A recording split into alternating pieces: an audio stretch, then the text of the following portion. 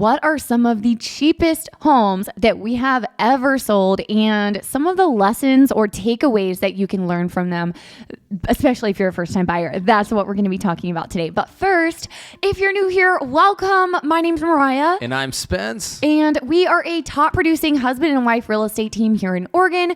And we come on here every single week and we just chat about real estate and we have so much fun. All things real estate. Yes. Yeah, we are a top producing team here in Oregon and we love what we do. We want to educate you guys as our audience. So if you're viewing this, listening to this audibly in the car, the kitchen, or even on your big screen TV, I love how we can mirror our phone to our TVs, by the way.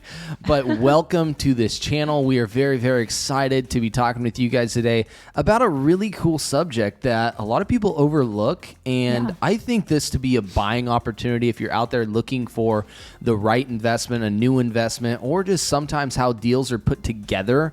Yeah. These might help you out because these are coming from the real estate professionals and maybe why or how these homes got sold at such a low price. That's true. I feel like there's probably lessons and takeaways that you could learn from just about every transaction. You know, it's not something we really sit down and think about a lot, which maybe we should. But if you really wanted to, you could probably find some good real estate advice from just about any transaction. But these ones are unique because they are some of the least expensive homes, like I said, that we've ever sold. Now, Mariah, the basics of determining value. What are the three core things Miss Sue Kurth, an old principal broker of ours, used to say constantly? The first is location. Condition. Location, condition, and price. And there you go. Location, you cannot change. Condition, you can change. And price, you can change. So it's really important. That's one big reason why when you're selling a house that's, say it's right next to, I've seen this quite a few times where it's like the location of it. Okay, sorry, this looks weird, but my ear has an itch. The location of it is like directly in front of or behind like a highway, a really loud highway or freeway.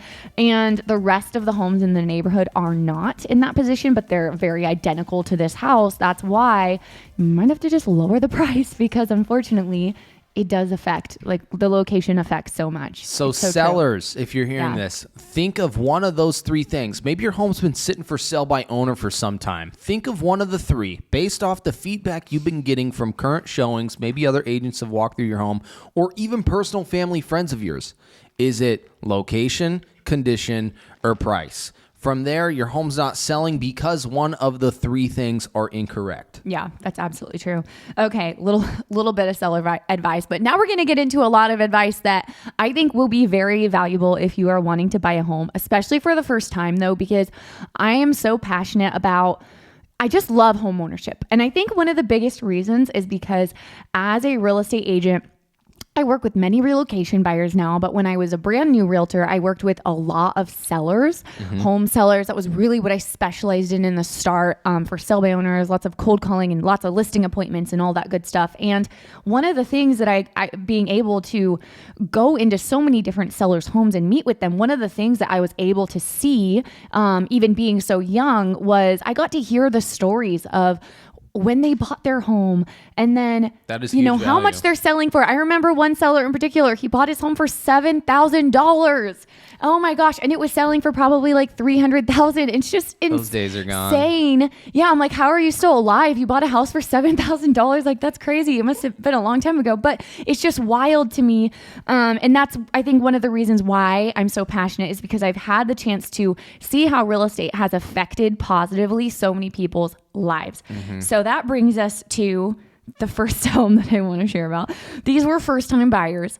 Okay. They both worked full-time. Their only jobs, both of them, was at Dutch Brothers coffee shop. And I only say that because that is relevant to one of the points I'm trying to make. So we'll circle back around to that.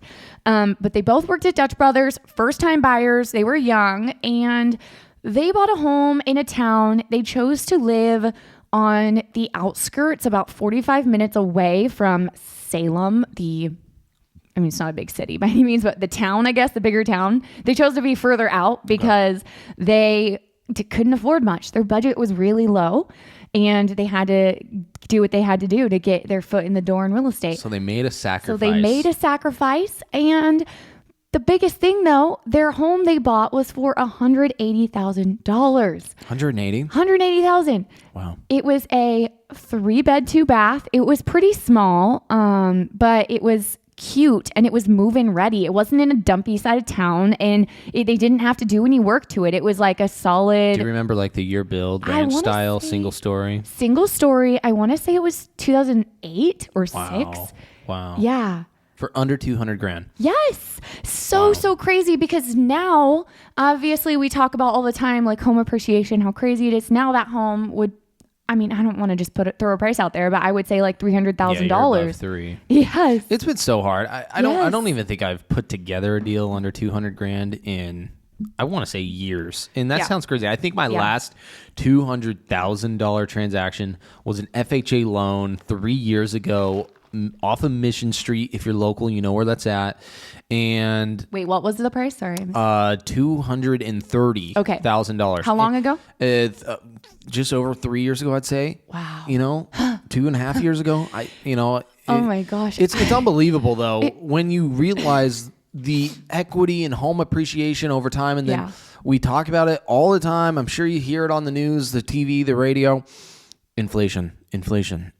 So when you hear those words, I mean, there has to be a dollar fluctuation or a difference in currency for these prices to really change dramatically and something to happen economically.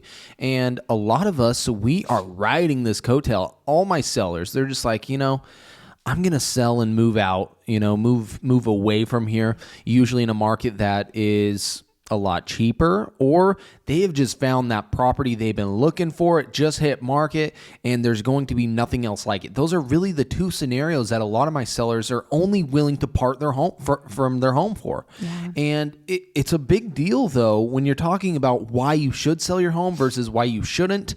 And right now it could be a good reason to sell your home or sell off your investment if you bought 4, 5, 6, 7 years ago for $180,000 in Lebanon, Oregon. Right. It's one of those things where life progresses, you keep moving forward, and you know what? This is free money for you, and it's just because you invested in yourself in home ownership. Right. That's true. Okay. So the biggest thing though about this particular home, this particular transaction with these two young first-time buyers was that I just love that they didn't count themselves out. And what I mean by that is, the whole reason I mentioned they both worked at a coffee shop. I think a lot of people just assume, and I know this because I have conversations all the time and I've spoken with a lot of other people that are in their 20s, or especially like early 20s, whatever. And they just assume that because they maybe don't have a corporate job, or, maybe they have their work life looks a little bit different than what they might assume it takes to be a homeowner, that they would not qualify for a loan. But that's definitely not always the case. They were able to qualify for the loan. They were able to become homeowners and buy a house, even though they didn't have a 9-to-5, whatever, like you might think that you need. And I see buyers counting themselves out, not wanting to talk to lenders all the time, but it doesn't hurt to just talk to the lender, because you might pleasantly surprise yourself and you might actually be able to be qualified. Right. And I think a lot of people still, when you're a first-time home buyer, I always have to constantly remind myself, okay, I have to hold your hand through this. And there's nothing wrong with that. But simply, if you're not willing to put in the next step or the effort or the work it takes to get pre-approved, like for instance, I know an individual, the only way he's going to talk to a lender if I sit and hold his hand and bring him into my lender's office and attend the meeting with him, and if I have to do that, I have to do that. Yeah. But the deal is, this is your own personal finances. I can't tell you, I don't know these numbers. I can't really do that portion in a real estate transaction. It has to be on you. Whether you want to file it digitally or in person, that's 100% up to you and how comfortable you are. Yeah. But what I do love is these are baristas in a Dutch Bros coffee shop. They were probably working for part-time or even full-time. Maybe one of them only part-time and the other full-time. But they had a vision and they made it happen. Yeah. And I think this is a rhythm and a theme for Mariah and I especially. I was just on the phone today with an individual and just telling and sharing things that I'm up to and this new position that I've been selected and been put in to just support our youth and community and just build something. And she's like, man, you're a young man. And I'm like, yeah, you're right. She's like, you're probably the youngest to ever hold that job title. I mean, in that school. And I'm like, I think I am. Yeah, you're right. And she's like, wow, good for you. And it's because like the underdog story is just one of those things where you just want to prove yourself to the world. And it's like those Disney Channel films, you know, you have the antagonist and a protagonist. Who is going to come up on top? You know, we always want to be the hero at the end of the day. And in our job and our roles and our title as the realtors representing you guys in the transaction, if you're the buyer, how can we get the home for you cheap as possible? And save you tens of thousands of dollars at times. And then on the other end, sellers, how can we sell your home for the most amount of value that you are owed through this historical time of growth in sweat equity and just market appreciation? It's an unbelievable time for both sides, buyers and sellers. That's definitely true. I think that the market has changed so much, and there is opportunity for buyers and sellers. And if you want to talk about what that would look like, we're always happy to chat and have a conversation about, you know, the housing market and what that looks like right now. Okay. So the second one that I wanted to share, this one wasn't the cheapest home I've ever sold. However, it was the cheapest home I've sold in a very long time. And that was for $300,000. And like I said, so crazy because it feels like just yesterday that you could buy a really cute home for $280,000. I can just hear you guys, our audience out there, like that live across the nation, just saying, "Oh my gosh, 300 grand!" Yeah, in the Midwest. I could never do that. Yeah. Or do you know what that could get me in this area? You know, I can just hear you guys. So just sit, be patient. Yeah. We live in a different area, but you also don't have our beautiful trees and our fresh air. So it's all worth it for the trees. You get what you pay for. But and I'm kidding, but I'm sure where you live, it's beautiful. Anyway, what was I? Oh yeah. So this home, here's what we can learn about it. So this home, it was $300,000. And the reason it was so cheap because in our area, $300,000 is very cheap. That won't, if I'm talking to a buyer over Zoom and they are a first time buyer or whatever kind of buyer and they're pre-qualified and they tell me their budget is only $300,000, I'm going to tell them, I don't know, and it's going to be a little hard. Like, we're going to look for you, but it is going to be hard to find something that's move-in ready. If you're looking in Salem specifically, you're not wanting to go far out. Like, something that is financeable, because usually at $300,000, they're like, I don't want to say tear downs, but just need a lot of work. If it's a residential home, the cool part is we have zero lot lines, we have townhomes, we have condominiums. Those things are always a great option if you're in that price range. Yes. So that's the whole point of this. Okay. So, wait, thank you for mentioning that. My bad. No, not your bad. It's good. So that's the whole point in saying this is the reason this home, it was $300,000 and it was so cheap because it was a zero lot line home. If you're not familiar with this, basically it kind of looks like they look different ways because they're made all sorts of different ways. But a lot of times, like this one, they look like a duplex. So if I was driving by this home and I didn't know it was a zero lot line, I would have assumed it was a duplex. Right. It's literally just like two units, whatever you want to say. In the inside, it just looks like two little houses. And there's a wall that divides them both. And they have one shared wall. They each have their own driveway, their own one-car garage, their own front door. They even have their own backyard. They're obviously like right there next to each other, but there is a line dividing the two. So I was just so proud of this buyer because she really wanted to be a homeowner, wanted to buy a home, single income, which it's really hard to buy a home and with a single income right now with our economy and the way that it is. And she made it happen. And the reason was because she made the sacrifice because she saw the value of home ownership. She made the sacrifice to buy a zero lot line home. And I know a lot of buyers would say, I'm not sharing a wall with someone. I would never buy a house like that. But I think it was much smarter for her to do that than to be paying rent because she is now building equity. And there's also other options. There's besides zero lot line homes, which we won't go into because we have done full shows talking all about this. So go to our channel. We have playlists talking all about it. But condos, zero lot line homes, townhomes, like you can find something. My whole point is you can find something that if your budget, you just can't afford in our area, you know, we just don't have residential homes for $300,000 that are not, you know, needing a lot of work. you can make a sacrifice and choose to have a shared wall and find something and start building equity. Right. And then I also look at it as like that risk factor is. What do you mean risk of what? These zero lot lines, these townhomes, these manufactured homes, for instance. I mean, yes, you might have an HOA fee. Yes, you might have to pay some space rent. But the out-of-pocket costs making your mortgage doable for you based off your income is what it's all about. So say you lose your job, say this economy collapses and you go unemployed. Will you be able to afford that mortgage? But then when it comes to the purchasing side, do you have enough money down? I mean, not everybody has 5 or even 3% of $400,000, $500,000. So when you're buying these type of homes, of course, the sales price is going to be lower. This is a smaller down payment. These are smaller property taxes usually, not by lots. And lastly, your mortgage rate is going to be a little bit cheaper, and it's just an option, and that's why we always love putting that out there, especially if you've been having a hard time getting pre-approved for a residential home, single family, and all the other homes. You've seen what's available for $300,000 to $375,000 in our area, for instance. They're just either getting multiple over asking price offers, or the condition is just not up to your standards. Right. That's usually the catch, is the condition side. I mean, when we're dealing with out-of-state clients, maybe you're from out of state and we come and view these in person and you're like, wow, yeah, the price is great. Then we walk into the location and then condition. It's just a really hard scenario that a lot of you guys, our audience, just is having a hard time comprehending.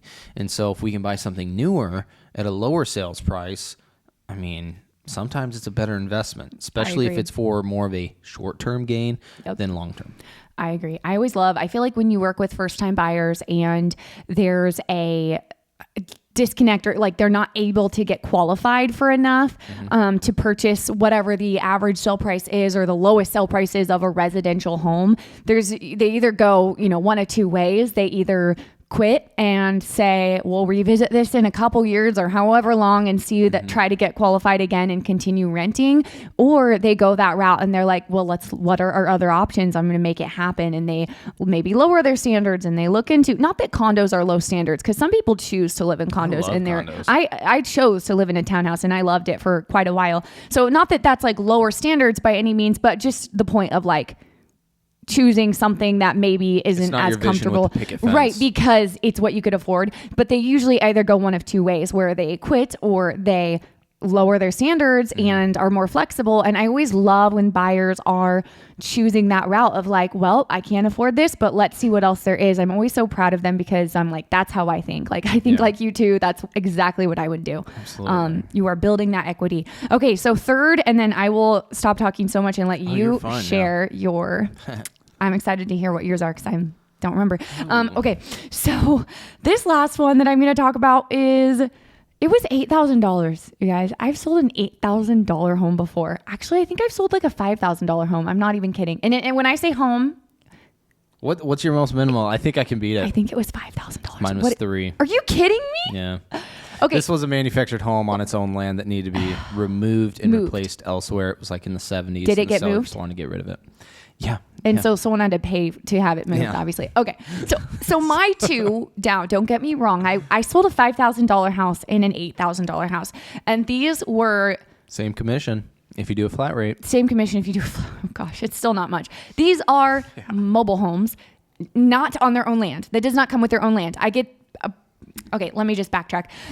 Buyers get this confused all the time, because everybody seems to want you to find them a mobile home or manufactured home on its own land, because they think they're going to get a deal. But like, those things are freaking, if you can find land that already has a mobile home on it, like guarantee there's 10 offers plus, because everybody is looking for it, and it's expensive, like just as much or more than a residential home. So the only problem I have with that though is that resale value. I can never justify paying for the land and then putting all that money down on a manufactured home, brand new usually, and then moving it in and then hooking everything up, water, sewer, garbage. I mean, at the end of the day, the resale value is not going to be greater than the residential stick build if you were to buy a piece of land and build, vice versa, a manufactured home. So if you can just endure the long game. Right. I think in that scenario, you're way better off building a new construction home rather than putting a manufactured home on bare land. That's my opinion. I agree. I get why people think it's a good idea because they look at the shiny new manufactured home at the dealer and see what they could buy it for. Buy it used and already there on bare land. Yeah. That's my advice, and it's just rare when that does come up and available. Yes, very rare. I'm telling you. Yes, it's very rare. Okay, so anyway, back to let's just share this $8,000 mobile home. Okay. It's not on its own land. It's in a park. That means you own the home and you do not own the land. So you are paying space rent every month for that land on top of, I would say you don't have a mortgage if it was $8,000, but you know what I'm saying. It's cash only, so guys. we used to sell mobile homes. We are not certified anymore. It's actually its own license. It's like a buying and selling, dealing license or whatever that we had through our old brokerage, which we don't have anymore. No one probably cares about that, but we aren't able to sell them anymore. However, we have connections with some fantastic manufactured home real estate agents in our area if you want to buy or sell one. Mm-hmm. We will connect you with a manufactured home specialist, and that's what I advise. Yes. If you are looking to buy a home in a park, work with specialists that usually do these type of deals. They are different than residential. They are very different. I still get past clients reaching out to me asking about listing their manufactured homes that are in a park. So that's why I say that. But anyway, what was my point? Oh yeah, so the $8,000 mobile home that I sold, it was in a park. And what's the lesson you can learn from this? Why are we sharing this? The lesson that you can learn is, you know what? I just had this happen with a buyer. So this buyer first tried to get requalified for a regular residential home. Couldn't get qualified. Mm-hmm. So then they tried to get qualified. They were like, okay, we'll find a condo that's in our price range.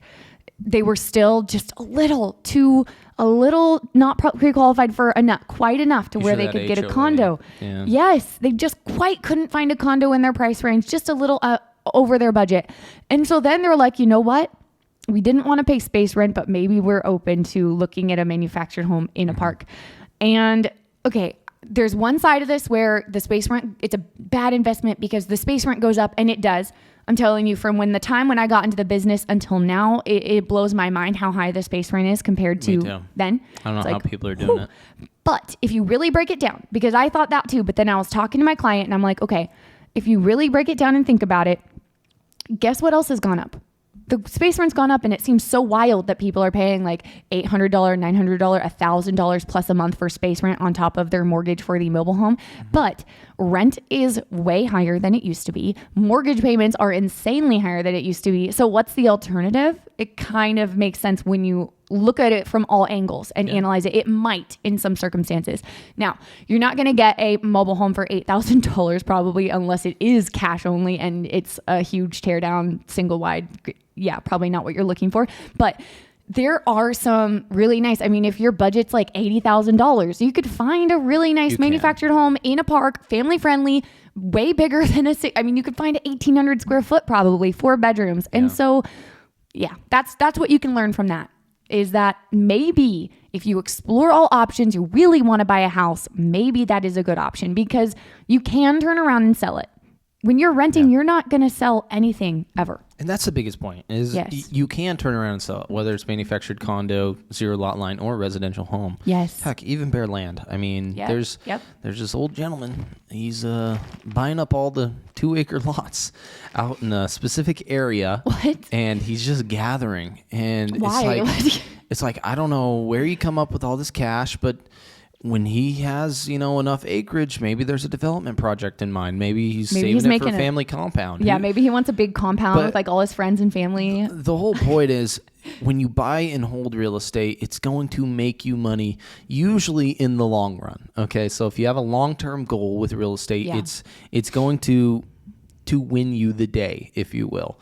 Short-term wise, if you're wanting to get in, get out, man, you really do got to crunch numbers and see what's best for you and go with it. Go with your best gut is what I have to say. Because in real estate, there are so many variables.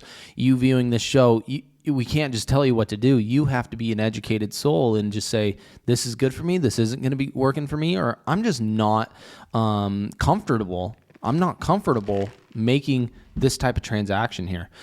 I'm going to share real briefly, because we have been talking quite a bit today, is one of my deals that when I first got in the business, this was like one of my favorite deals. But ultimately, I think there was a lesson to be learned on the selling side and buying side. And that's why I want to point it out. Sellers, if you're not willing to be workable with your real estate professional and take the advice about financing options even, and you only want a cash deal, you may be losing out on some audience views, and you are only talking to a certain audience that has, $200,000 in cash. So you're limited to your options. So in this particular story, we were selling a home, and this particular seller only wanted cash because for whatever reason, they thought the condition wasn't worth it, or the hassle of getting a home financed and then having it appraised and then it sitting for 30 days was just too inconvenient. And honestly, they missed out on probably $50,000, $60,000 at least. Wow. If they were to have a conventional, it could have even went FHA, I even think VA home loan purchase option. Wow. But sellers, listen to your real estate professionals. We ended up listing this house at $165,000. We settled it at, I think, $178,000. That was the ending result. And it was a cash sale. It closed in 2 weeks, so 14 days from beginning to end. That's a pretty good return, right? And buyers, guess what they did? They went through this home, flipped it, did a little paint, did the lipstick on the pig method. Nothing crazy. I'm telling you, I could not believe what just happened because a month and a half later, it was back on market. Guess how much it was listed for? Yeah, I don't know. How much? $245,000. $245,000. So that's almost $100,000 profit. I mean, loss if you're looking at a seller's perspective, because maybe they just don't want to put in the work and they want to sell it as is. That's great. But then B, there could have been a financing option to get them more money.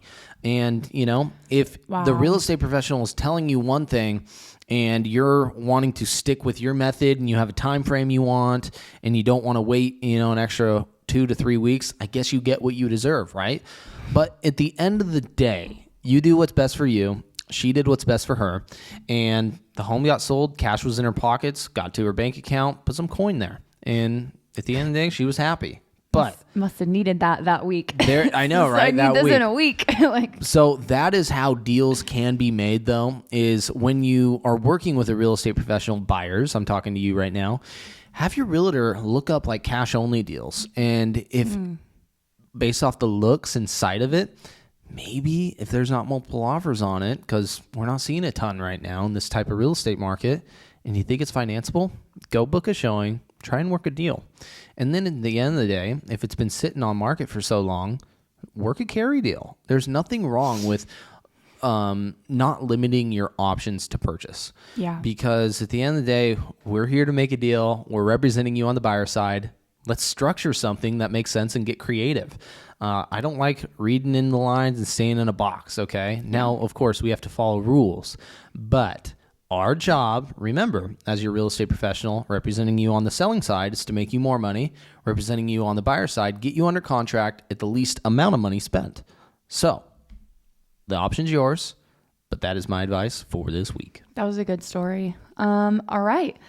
Well, thank you for hanging out with us this week. Like I mentioned earlier, we come on here every single week and talk about real estate. So if you haven't already, go hit the subscribe button right now and hit the bell so you don't miss anything. And we will see you next week.